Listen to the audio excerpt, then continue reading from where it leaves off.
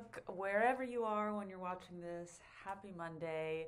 My name is Maiva Cifuentes, and I wanted to talk about SEO and the approach that we should be taking when doing SEO, but specifically the perspective that we should have when we think about SEO. So SEO, search engine optimization, is basically the process of creating content so that you can be found organically via search engines, right?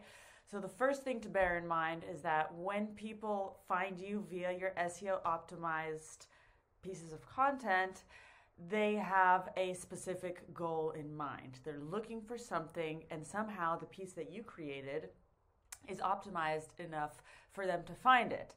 So another thing to bear in mind is topical authority. So I'm going to try not to go a little too deep into anything right now because it's a little bit complex. I guess I don't want to overwhelm you. I'm going to record about 5 minutes of content right now to explain to you what I mean. So topical authority, which is one of the leading factors for Google, is how much of an expert is this website who's publishing this content. How much are they an expert on this topic? So how do you become an expert on this topic? Well, you publish a lot of content that is about that topic, and it's expert content. It's has thought behind it. It has critical thinking. You back your data. You cite where you get your data from, and you help people learn. So you build this topical authority, you answer questions that people are looking for. That's also a matter of understanding search intent, which I won't get too deep into right now. But anyway, bearing all of this in mind, it's not really one piece, one keyword that you try to rank, right? You're not going to say, I'm going to write this blog post and this one blog post is going to be the success for me. The way that we should look at SEO, which is content marketing, the way that I see it, SEO needs content to succeed. Not all content marketing is SEO content, but the reverse I think is true. So in order for SEO to succeed, we need to look at it in the form of an investment strategy, right? So if you came to me and you're looking to start investing, and I was in this scenario, a broker, for example, and you said, listen, I want to prepare myself for retirement, or I want to make a lot of money in investment, but I want to continue to make a lot of money, right? So what should I do? So what I would tell you, or let's say I were to tell you, I want you to invest all of your money, all of your life savings, or all of your budget for investing into high risk, high return stocks. Okay, so you'll get a lot, but you might also lose a lot. Let's do all of that. Well, you might, if you've read a little bit about finance, you might say, I'm not sure that that's good advice. I do want to invest a little bit in high risk and high return, and I do want to invest a little bit in short-term investments that are going to make me money fast. But from what I understand, I need to have a little bit of a mix, right? Or I need to have some of these other long-term investments.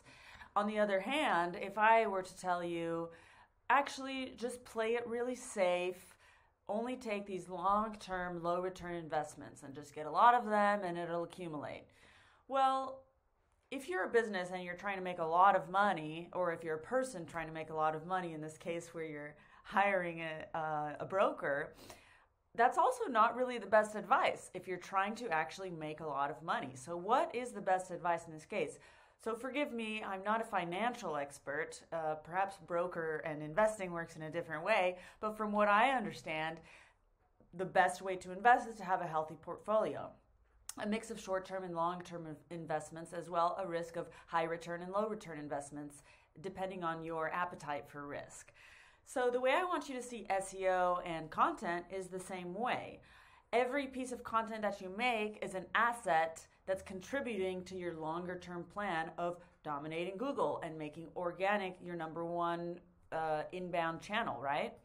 So you're really just, as you build a SEO strategy, there's going to be a lot of pieces of content to create. You'll see this when you start doing keyword research. You're suddenly going to say, whoa, okay, you can do keyword research and find out that you have a year's worth of content to create. So again, I don't really know.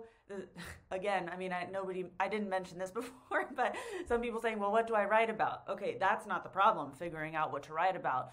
If you do the keyword research right, you're most likely going to find that you already have a year's worth of content to write about, and you're going to say, oh, how am I going to get all of this done? Okay? So the way that I want you to look at it is you're investing these assets. You're building brick by brick by brick by brick in order to have this organic content machine, organic inbound growth machine that in the end is going to leave you in a position like Airbnb, for example, that suddenly just stopped spending anything on paid ads and, oh, their traffic didn't get affected at all because they had this long-term SEO strategy that had been building for them. Eventually, you'll be able to release your dependence on these paid strategies if you wish to do so. So, bearing that in mind, it's going to be important to have all the different kinds of content. And that's not only because you need to get money in, but you also need to get traffic and your brand out there.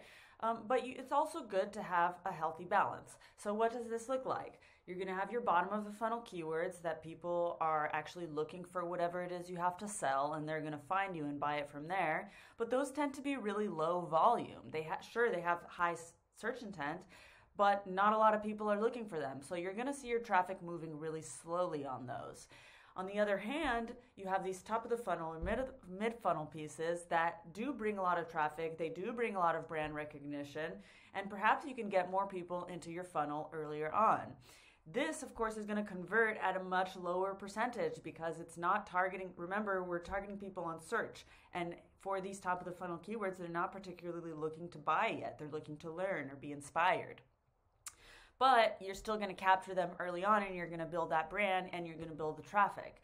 So you need a little bit of mix of everything. You need brand, especially if you're in B2B SaaS or B2B technology, because businesses rarely buy tech, especially this high ticket tech that requires approval from a lot of different stakeholders.